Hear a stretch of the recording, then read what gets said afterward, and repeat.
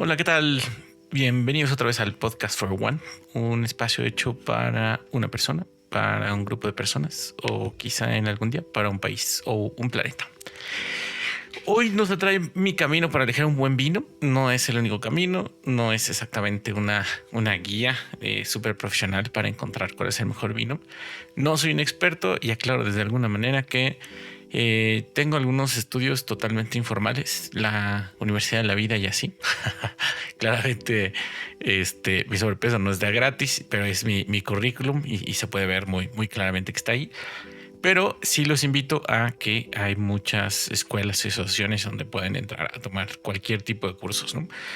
Hay mucha variedad y me parece que es un tema súper interesante. Entonces, el episodio de hoy se llama Del vino al apapacho. Pues, habiendo dicho todo esto, empezamos con el contexto. Entonces, les cuento mi experiencia con el vino. En mi caso, igual que yo creo que muchos de ustedes, o al menos el mío, y a mi parecer, mi primer recuerdo con el vino fue por ahí de algunos 15 años de una prima. No me pregunten por qué, pero ya saben que en los 80s y en los 90s, o en este caso en los 90s, tu primera expresión del vino es como por tus papás, ¿no? Entonces ya saben, sacan el vino y te dicen, ¿quieres probar? Y pues tú dices, pues bueno, pues sí, a ver a qué sabe. Usualmente en esa época, y no estoy tan seguro porque no recuerdo ni las marcas ni nada, obviamente pues no éramos una familia muy de vino, ni mucho menos. Yo estaba muy chiquillo, o sea, a lo mejor era de 15, 16 años por ahí, y según yo, nuestra cultura del vino era vino de consagrar. Es más, no estoy seguro, pero según yo por ahí, el vino que compraba mi abuelita y mis tías era tal cual vino de consagrar. Entonces no estoy muy seguro que ni el tipo de uva, ni mucho menos, pero digamos que no fue la mejor experiencia del mundo, ¿no? Entonces, en general, pues yo no era una persona muy de vino, tampoco tomaba mucho, la verdad es que era una o dos cervezas, y eso pues hasta, yo creo que hasta los 24 años, 25 años más o menos, no era muy particularmente conocido por ser ni conocedor de vinos, ni bebedor, ni mucho menos. Pero pasaron dos cosas. Por ahí se cruzó en mi camino una persona muy icónica a la que le llamaremos la persona Ícaro, que un día así del nada me dijo, oye, ¿tú conoces un vino? Se llama Ícaro, lo hacen los mexicanos y mis papás lo conocen y así. Y yo dije, órale, qué loco, ¿no? O sea, una persona que conoce a otra persona que hace vino era así como muy lejos de mi contexto por un lado, pero al mismo tiempo como súper interesante. En esa época, eso se sumó a una experiencia en un trabajo, hubo un entrenamiento que nos mandaron por trabajo a entrenarnos a Brasil.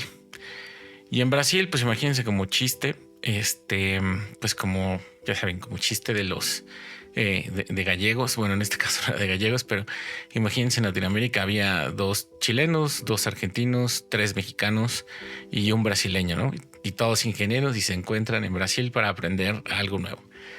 En este caso, redes celulares, sí, es algo que me apasiona, pero en ese tiempo era muy divertido. Entonces imagínense el mexa que pues no toma ni nada y no conoce mucho y pues está acostumbrado a tomar pues, agua de limón o agua de Jamaica, ya sabes, agua de cualquier otra cosa, pero pues no vino.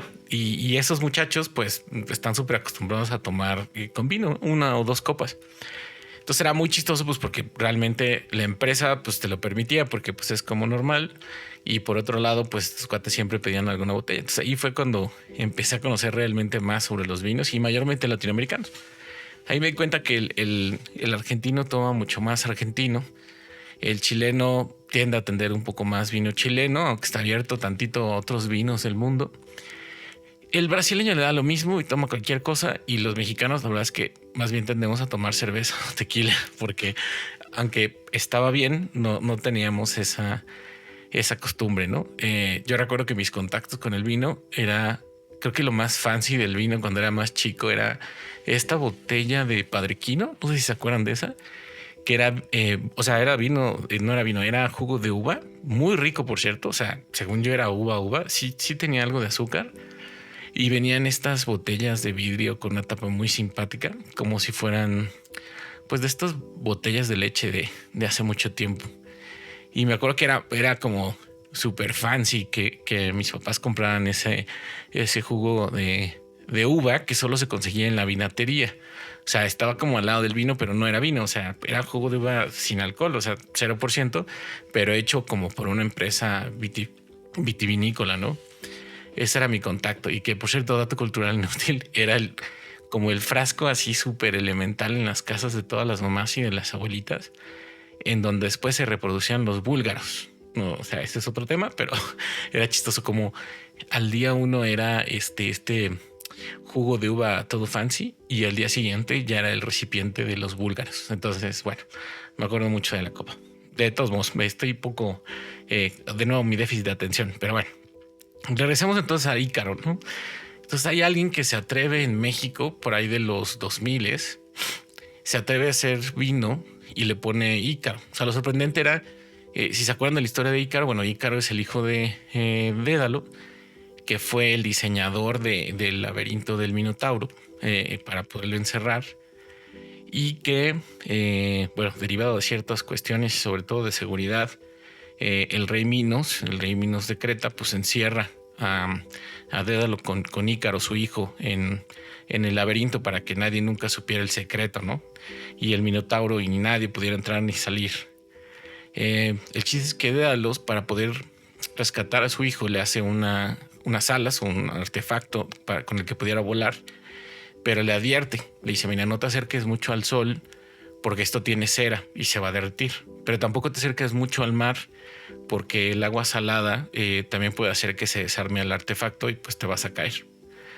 Entonces era una manera, o es una metáfora bien interesante sobre el ser humano que quiere volar, y que se lo pongan en un vino era como bien interesante para mí porque era como la historia de, pues sí, que hace un empresario en México queriendo hacer vino en México, en donde pues el mexicano promedio visualiza el vino como pues la experiencia que tuviste a los 15 años, o como el agua de uva, o como algo de, ya sabes, algo de las élites o algo demasiado burgués, ¿no? Entonces, ¿cómo se atreven a hacer estas cosas?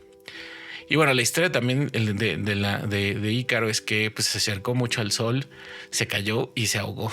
Entonces, me parece también una metáfora súper interesante del vino en México, porque pues tienes que luchar con todos, ¿no? Tienes que estar a la mitad porque el gobierno te pone impuestos y la gente pues no se consume y etcétera, etcétera. Bueno, al final ese es un poco mi primer contacto. Entonces, Latinoamérica y eso. Y de ahí obviamente conocí de todo tipo de vinos, de Argentina, de Brasil, de Chile y todo ese rollo. Entonces, me parece que eso estaba súper interesante. Ahora, otro dato cultural inútil: si un día quieren hacer un agua de uva, es un fenómeno bien interesante. No le echen azúcar ni nada más. Las uvas que les sobran, o si ya las ven medio tristes o así, en la licuadora, así tal cual, no la cuelen ni nada, así con todo y la cáscara, métanla al refri y van a notar cómo el primer día es muy sabrosa, pero al final de ese día es más sabrosa y al otro día es todavía más sabrosa. Es una cosa muy loca. Es cura crudas, es súper interesante. No estoy seguro que sea muy bueno para la diabetes, pero es muy sabrosa, sin azúcar, así y sin filtrar también. Eso es bien importante, sin filtrar. Cuando van a notar que se asienta el agua de uva al otro día o ese mismo día, revuélvenla y tómensela, pero con todo y la fibra y todo. O sea, es una cosa bastante interesante. Pero bueno, no tiene que ver. Otra vez me estoy desviando. En fin, en ese tiempo pues yo pensaba que el buen vino pues eran pues los que conocía, ¿no? Pues el que decían los chilenos o los argentinos. Yo no veía una industria mexicana así como muy pudiente, pero pues escuchabas que los franceses y que los españoles y que los italianos, ya sabes, ¿no? Todo ese tipo de cuestiones. Entonces, ese tipo de temas me empezaron a atraer. Ahora se junta esta curiosidad y por ahí, por esas fechas, también mi compadre se empieza a interesar y caímos en un curso de un lugar que se llamaba Tierra de Vinos. Súper bonito, súper interesante. Estaba en donde está ahorita el Fishers de las Cibeles. Y ahí nos aventamos un curso pues larguito, creo que eran como más casi 8 o 10 semanas de diferentes vinos. O sea, ahí te enseñaban a probar, pues no sé, yo creo que probamos como 40 o 50 tipos de vinos. Y el truco estaba en que pues llegamos un poquito antes, llegamos a la comida y probamos un vinito en la comida y luego los vinos de la clase y luego te dejaban tarea y ya sabes. Un lugar súper interesante que por cierto llegaba esta enóloga. En ese tiempo era la única Master Sommelier mujer o una de las poquitas que se llama Sandra Fernández. Si la buscan está como Sandra Fernández en Instagram también. Y ella, junto con el enólogo de la Europea, hicieron este vino de Casa Madero que se llama 3B. Y era 3B por bueno, bonito, barato, pero bueno, al final no le pusieron la B de burro, le pusieron la B de vaca. Y es un vino bastante correcto, de batalla, pero bastante bueno. Y es interesante cómo conoces a estas personas, ¿no? En ese tiempo nos dio un par de clases, no nos pudo dar todas las clases que nos iba a dar porque su papá tenía ahí una enfermedad y pues lo tenía que cuidar. Pero finalmente nos consiguió profesores de todos lados, ¿no? De la Embajada de Italia, de la Embajada de Francia, personas muy apasionadas y la comida súper espectacular, la verdad. Creo que de las cosas que aprendí ahí es a dividir, ¿no? O sea, lo que yo tomaba y no sabía por qué era bueno o no, pues llegó ahí y te dijo, a ver, no solo pues te lo tomes, o sea, puede ser que te guste o no, pero ve cómo está compuesto. La fermentación del vino pues tiene componentes. Entonces creo que un ejercicio que podrían hacer en sus casas, hay libros para eso y esto, pero pongan como a lo que debería de oler un cierto vino. Entonces, por ejemplo, no sé si por ahí un día agarran un vino blanco, vayan a comprar un chardonnay, lo meten al refri un rato para que esté un poquito frío, no tan frío, pero pues sí un ratito. Creo que el frío debe estar entre 12 y 14 grados por ahí. Pero bueno, finalmente si lo sienten frío con la mano en el refri, no en el congelador, ya con eso está bien.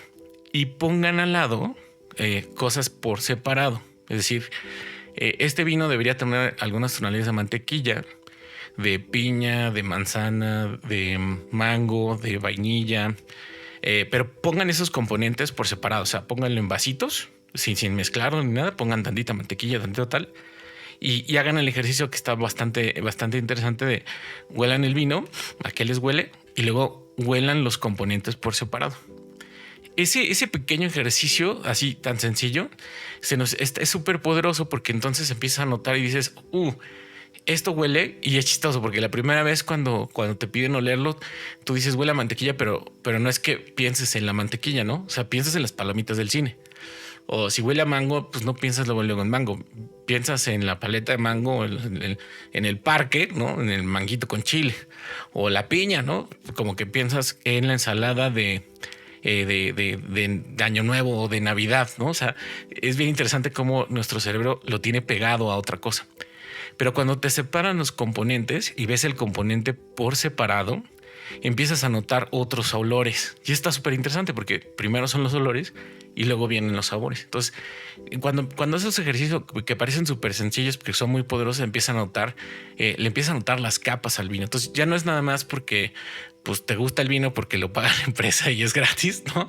Y te enseñan tus amigos ahí, ingenieros en Brasil, sino también ya es porque ya entiendes algunas partes de ahí, ¿no? Obviamente los olores y los sabores vienen porque se fermenta, ¿no? Igual que el pan, cuando ustedes hacen pan o la abuelita hace galletas, o como cuando la leche empieza a fermentarse, o el agua de sandía se fermenta, o el agua de piña se empieza a hacer tepache.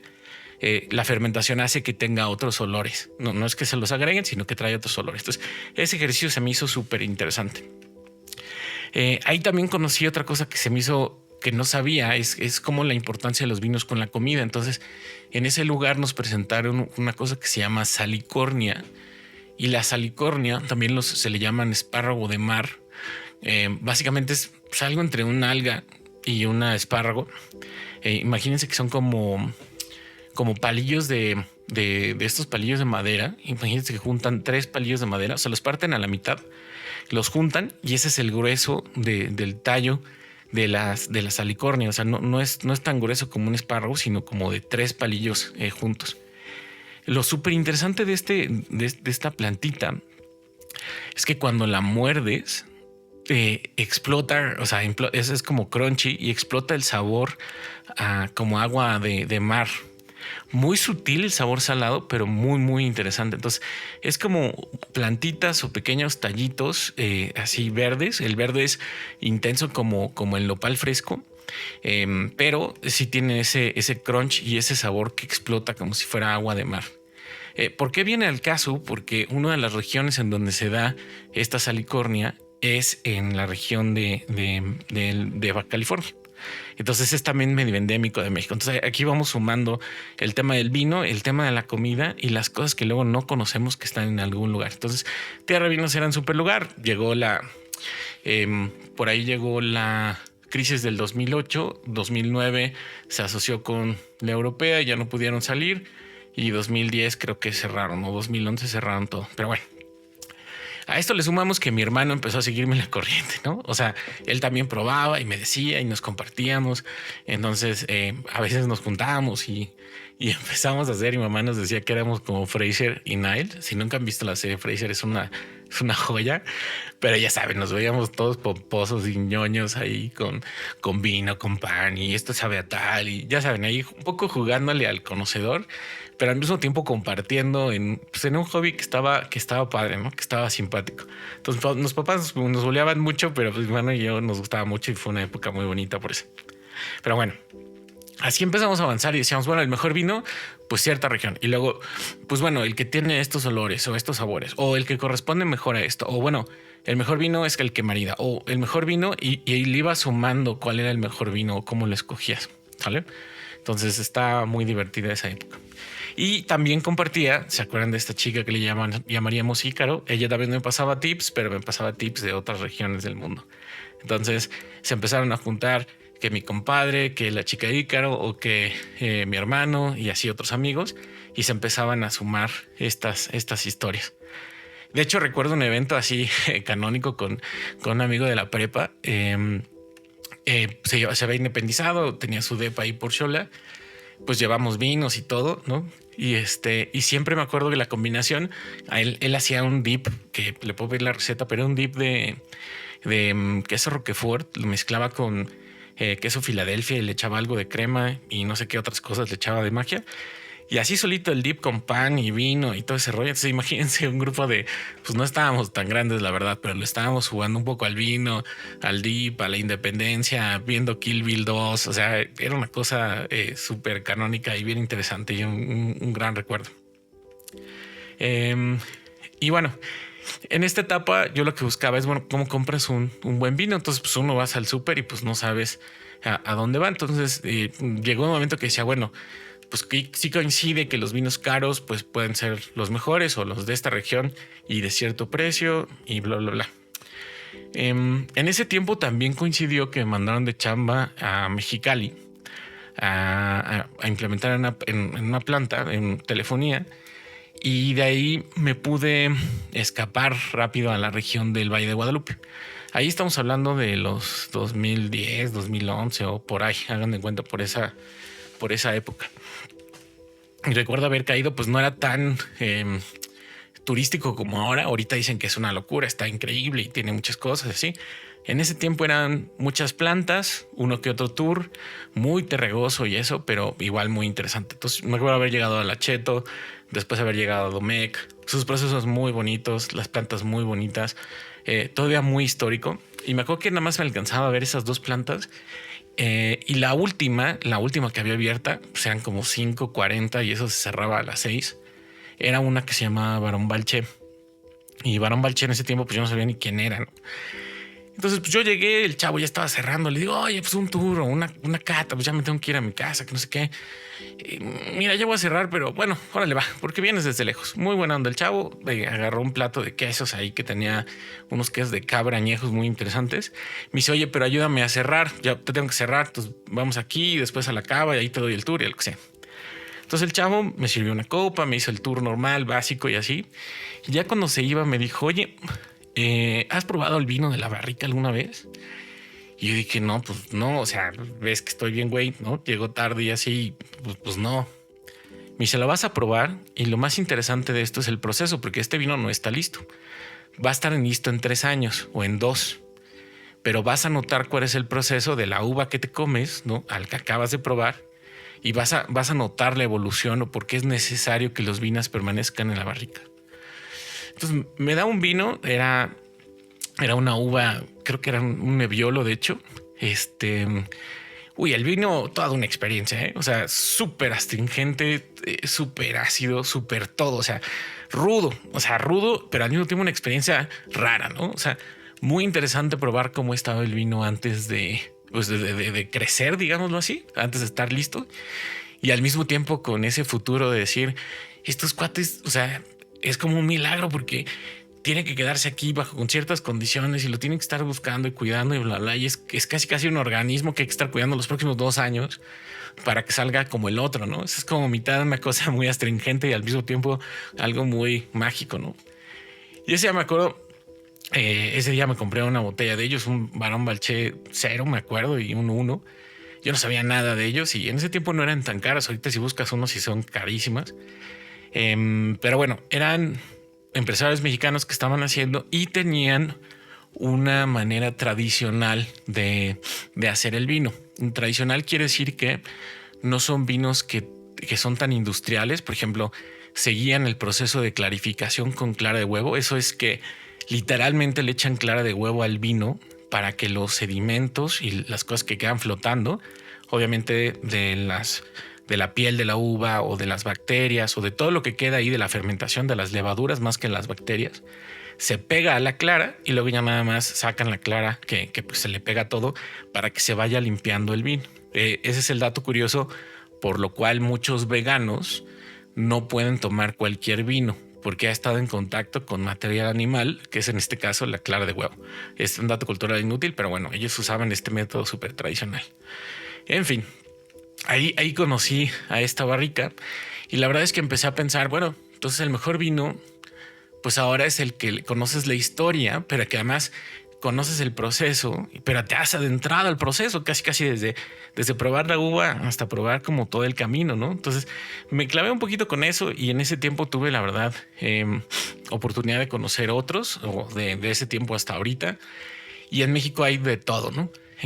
Coahuila tiene 3 o 4, o sea, están los de Parvada, Don Leo, Casa Madero, los de Sangre de Cristo, están unos que se llaman, que tienen nombre de viento, pero no como están, igual ahí en Coahuila.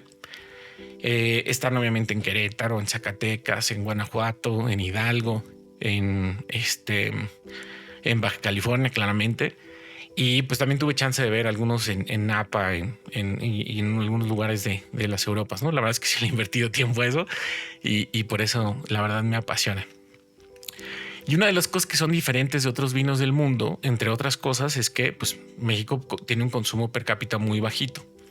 Entonces, si ustedes van y buscan un vino mexicano, típicamente va a ser un poquito más caro o a veces mucho más caro que un vino de otro país. Pero hay varios factores que contribuyen a eso, ¿no? Por ejemplo, los vinos mexicanos tienden a ser más alcohólicos de lo normal. Y eso es por el sol. Todo nuestro país o todas estas regiones de las que vamos a hablar tienen un chorro de sol y el sol se convierte en azúcar en la fruta. Y entonces la fruta que tiene azúcar y que después se fermenta, pues se convierte en alcohol. Entonces un vino mexicano siempre va a estar rondando entre los 14, 15 grados de alcohol. Un vino francés a lo mejor va a estar rondando entre los 12, 11 y los 13, ¿no? Un poquito menos. El argentino más o menos también, el chileno más o menos también. Los australianos sí son un poquito más alcohólicos, a lo mejor los de Estados Unidos igual más o menos. Y eso nos impacta en dos cosas. Nos impacta en el IEPS.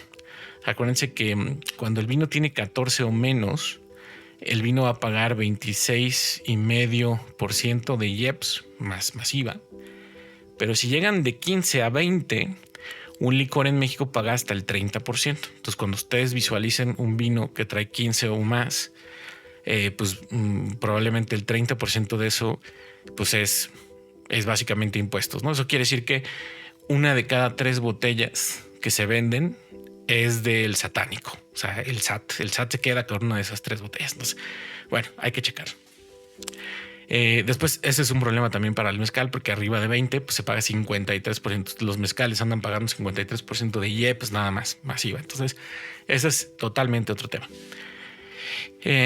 Y también el otro problema es el consumo. Les decía, México más o menos tomamos entre más o menos 1.4 botellas de vino, botellas de 750 de vino por persona.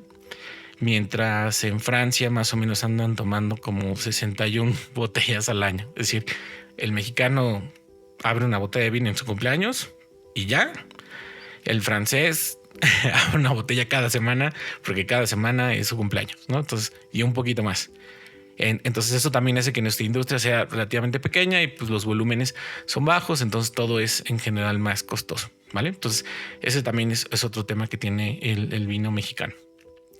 Y cuando lo comparas, pues claramente el paladar del mexicano pues, está mucho más con la cerveza.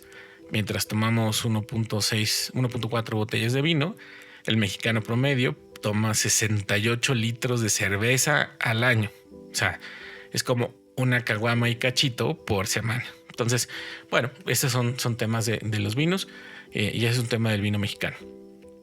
Ahora, otro dato cultural totalmente inútil, pero ¿se acuerdan de esta clarificación del vino con la clara de huevo? También hay procesos en donde los procesos se hacen en la barrica y la fermentación y eso se hace en la barrica y tienen que rellenar la barrica para que no les entre otra cosa. Pero bueno, cuando se hacen procesos muy industrializados, esto se hace pues en cubas de acero inoxidable y en lugar de estarlas rellenando o hacer un proceso más artesanal, se le echan ciertos gases que contienen sulfitos que se llegan a mezclar con el vino. Esos sulfitos a algunas personas les produce alergia o esos sulfitos se van al cerebro y se atoran y es un poco lo que te produce el dolor de cabeza. Entonces, típicamente un vino muy industrializado y si tienes una reacción muy mala con los sulfitos, es probable que te vaya a hacer daño. ¿Podrías seguir tomando vino? Sí, solo busca vinos que no estén tan industrializados y es probable que eso lo vaya a resolver. Pero bueno, ese es otro dato cultural inútil. Bueno, uno más. En México tenemos el viñedo como tal más antiguo de todo el continente, ¿sale? O sea, de Alaska a la Patagonia, el viñedo más viejo en producción, desde 1500 y cacho, es el de Casa Madero. Entonces tenemos, ahora sí que toda la tradición del mundo mundial y sin embargo Casa Madero exporta casi el 90% de su producción. Por ahí del 10% es para consumo local, lo demás se va del país. Entonces es un dato interesante, pero también pareciera ser que en México no hay, pero sí hay esa tradición súper grande, ¿vale? Entonces está buenísimo. Ahora, hablando de eso, pues ya hablábamos un poquito de la gente que está detrás. Entonces hay otra anécdota que tuve por ahí en una región, es una región muy romántica, la verdad, de Cataluña que se llama el Priorato, o sea, cerquita de Barcelona. Si le van al Barça, pues se pueden quedar. Si no le van al Barça, les invito a cambiar de podcast. No es cierto. Sí, quédense, espérenme. Pero bueno, es una historia que se me hizo súper interesante porque era un poeta que no le gustaba el vino, un poeta catalán que viene de un pueblo muy pequeñito en esa región, un pueblito de 600 personas. En esa región llegó a haber hasta 70,000 personas. Y esa región producía pues avellana, producía almendra y obviamente producía vino. Pero por temas de economía, temas de guerra y todo ese rollo, pues esa región empezó a tener re poquitas personas, ¿no? Creo que en el pueblo donde estaban, pues llegó a haber como 100 personas o 600 personas, algo por el estilo. Entonces, algo que se me hizo muy interesante y romántico es que este poeta llega, no le gusta el vino, pero empieza a decirle a los agricultores, oye, te voy a pagar al doble el kilo de la uva que cosechan ahí enfrente. Entonces los de enfrente pagaban, no sé, $2 por kilo. Aquí te voy a pagar $4 por kilo. Y nada más te voy a pedir una cosa. El producto debe ser el doble de bueno que el de los de allá. Eso empezó a desarrollarse igual por ahí de los 70s, 80s. Y es bien interesante o muy romántico porque la región empezó a crecer, empezaron a hacer obviamente más vinos más interesantes. Algunos de esos vinos, por ejemplo, tienen el nombre de las señoras que les daban de comer a los jornaleros. Algunos, por ejemplo, hay uno que se llama Embrujo de Luna, que se me hace muy interesante porque un día en estos tours noté que tenían un calendario lunar y yo decía, caray, ¿por qué un calendario lunar? Y decían, bueno, es que toda nuestra producción, como lo estamos haciendo en estos pequeños pueblos, pues no tenemos una planta gigante, tenemos Una casa en donde se embotella, otra casa en donde se guarda, otra casa en donde se fermenta, y a veces hay que mover el líquido entre la casa que se fermenta y la casa en donde se van a caer en los barriles, o de los barriles hay que moverlo a la casa en donde se embotellan. Y a veces eran 2 cuadritas, ¿no? Si lo quieren ver así. Y una de sus experiencias era que la luna, así como influía en las mareas, en el movimiento de los grandes volúmenes de líquido, influye en dónde está la luna, es decir, si es luna nueva o luna llena. No me consta, no tengo una experiencia científica al respecto. Suena lógico, pero más allá de que suena lógico, suena muy romántico. Que en ciertos días de luna hagan un transporte entre toda la gente que quiere sacar adelante ese pueblo del vino que eventualmente va a salir y va a estar en la mesa de alguien. A mí se me hacía muy romántico. De hecho, uno de esos vinos se llama Embrujo de Luna. Entonces, creo que como esa historia debe haber historias en todos lados, ¿no? Debe haber en Francia, debe haber en Italia, y les aseguro que debe haber en México, ¿no? Así como hay una doña, lo que ustedes quieran, en la zona de Cataluña que les daba de comer a todos los jornaleros, seguro hay una doña Lupe o hay un doña algo en Baja California y en Zacatecas y en Guanajuato, animando y apasionada por su comida para que tengan suficiente energía esta gente en el campo, ¿no? Entonces se me hacía súper interesante, pero bueno. Entonces, ahí empecé a pensar, bueno, entonces a lo mejor el buen vino es aquel de que él conoce su historia. Es decir, ya más allá de la historia del mismo vino, también la historia del pueblo o de la gente que lo hace, ¿no? O sea, entonces quizá no nada más es el precio o la región o si es famoso o no, si tiene muchos premios, si tiene etiquetas, sino además entender un poco en dónde está, quién lo hace, por qué lo hacen y cuál es como su propósito, ¿sale? Entonces, bueno, hasta aquí tenemos eso. Y además, ¿qué tenemos? Bueno, tenemos olores, tenemos sabores y viene algo súper importante, ¿no? Viene la comida.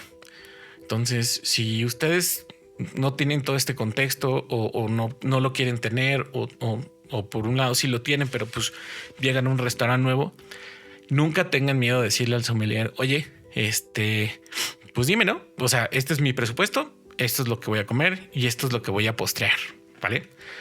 Y muy probablemente esas personas que se dedican solo a eso y que son apasionados de tu trabajo como lo somos en México, te va a dar muy buenas opciones que van a ir muy bien con eso, ¿no? Por ejemplo, en esta visita a la zona del Priorato, en algún lugar, y claramente es un gran recuerdo, un día le pregunté, ¿no? O sea, oye, pues tienes un vinito de postre, algo así.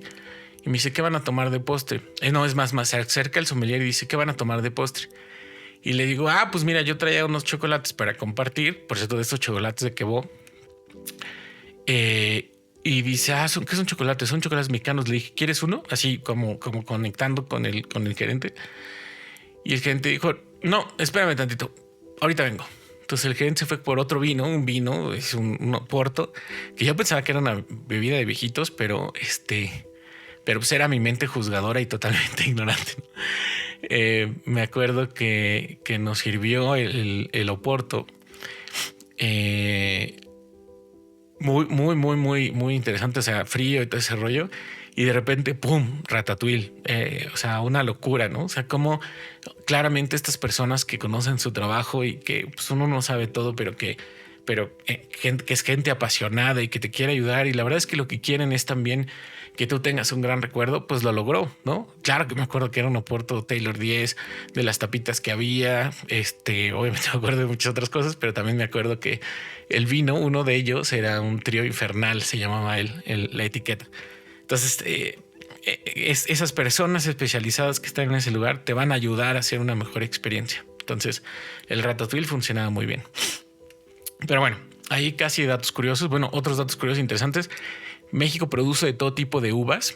Se dice que México produce hasta 200 uvas, pero las que yo creo que más han pegado pues son las clásicas, obviamente el Merlot, el Cabernet, el Pinot, el Syrah también, y algunas chistosas como lo que es la Garnacha, la Cariñena y los Nebbiolos. Estos últimos dos, Garnacha y Cariñena, son fáciles. complejos y fáciles, ¿no? Al mismo tiempo de tomar. Por ahí me acuerdo de un vino que se llama Fecha, de una casa también mexicana que es aborigen, creo. Y bueno, son vinos muy interesantes. Y de Nebbiolos hay muchos de batalla. Van a encontrar ahorita en los supers. Van a encontrar el Lacheto, por ejemplo, o van a encontrar uno de Hidalgo, Guanajuato, que se llama Cuna de Tierra.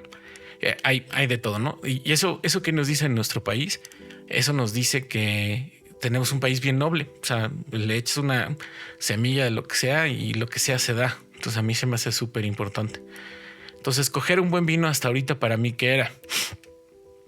Pues para mí era cómo te ayuda a conectar todos estos puntos, ¿no? O sea, cómo te conecta con la tierra, cómo te conecta con las personas, cómo te conecta con los demás.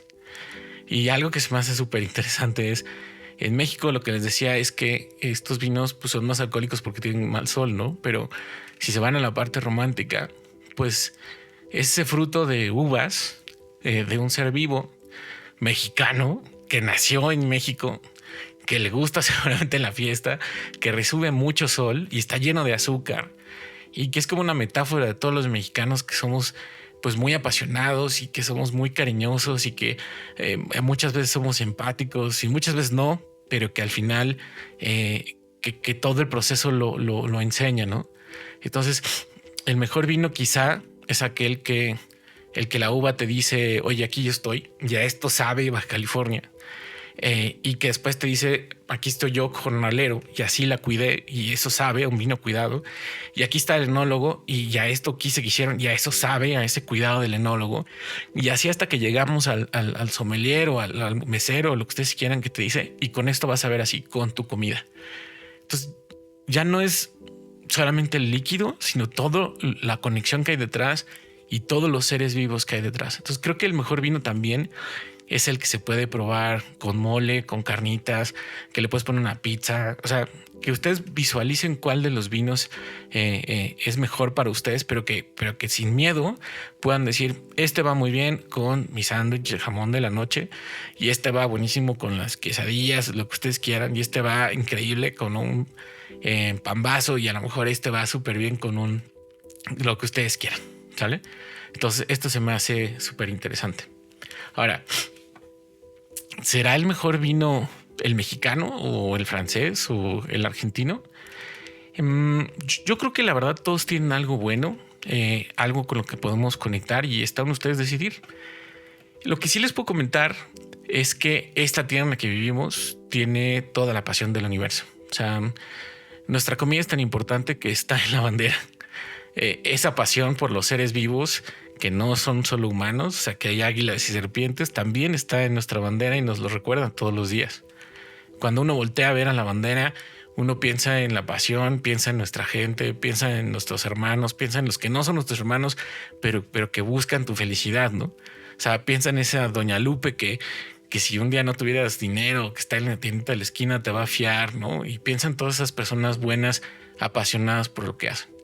Y quizá no sea el más barato para ciertas cosas, quizá no es el mejor de alguna manera en otras, pero si ustedes notan la pasión que hay detrás de todo esto, de un vino que tiene que ir en contra de todo, porque a la gente pues no lo consume, al gobierno le ponen chorros de impuestos, sus producciones son limitadas y además de todo eso se considera un producto de lujo, en donde en otros países, por ejemplo en Francia, se considera un complemento alimenticio. Pues es todo un reto y un milagro que siga vivo, ¿no? Entonces yo creo que todos son buenos y todos son grandes vinos, pero sí vale la pena sumarle esas cosas interesantes, ¿no? Y luego hablaremos del mezcal, porque si a alguien no les gusta el vino, está bien, esto se trata de si quisieras, ¿no? Pero el mezcal tiene también toda una historia súper interesante, ¿vale? Entonces, bueno, ¿cuál es el mejor vino? Es con quién te lo tomas. Es decir, es entender que existe una persona que está haciendo tiempo para ti, que quiere compartir este vino que tienes enfrente y que ese vino está compuesto de logística, de personas que están detrás de la venta, de las jornadas, de que están cuidando una uva, que están cuidando un barril de otro ser vivo que es la misma uva que está ahí, de las bacterias, los gusanos, todo lo que está alrededor para que esa tierra esté bien ahí. Entonces, con quien llevas a la mesa ese vino, además de la persona o las personas que obvias están frente a ti, es todas esas conexiones de átomos, de células, de seres vivos que están complotando el universo para estar en ese momento. Y si tú puedes visualizar todo eso al mismo tiempo, algún día te vas a topar con un restaurante a la orilla del mar, sumando todas esas emociones y esas situaciones y esos seres vivos reales, ¿no? Y el resultado de todo eso van a ser literalmente fuegos artificiales. Entonces, ojalá que cuando tomen un vino puedan tomarlo con esos seres queridos de ustedes y que puedan también expandirse a esos seres que no conocen, pero que fueron parte de su comida, de su vino, de la comunicación entre la comida y el vino, de la comunidad de poderlo hacer. Y que sientan toda esa conexión que en realidad como seres humanos a veces perdemos, ¿no? La conexión con todos los otros seres humanos y además con todos estos seres vivos, ¿vale? Entonces termino con esta frase que escuché de un cafetalero que se llama Don Sirio Ruiz. Dice: si tú no vives de manera intensa, no convences a nadie. Tienes que vivir con pasión, contagiar, transferir y compartir. Y eso es una de las cosas que realmente más me apasiona, ¿no? Entonces disfruten mucho sus seres queridos, a sus vinos, a sus recuerdos. Y ojalá nos podamos ver algún día para decir salud con jamaica, café, vino, mezcal, con lo que sea, pero siempre con mucha conexión, con mucha pasión, con mucha felicidad por coincidir y porque todo el universo complotó, ¿no? O hizo un complot para poder reunir todos esos elementos de estar en una misma mesa, en un mismo lugar, poder y salud, y gracias a ellos tener grandes recuerdos, que de muchos de ustedes son recuerdos que no necesito tatuarme en la piel, porque siempre se van conmigo, porque están tatuados en mi alma. Entonces les mando un abrazo a todos y a todas y nos escuchamos en el próximo Podcast for One.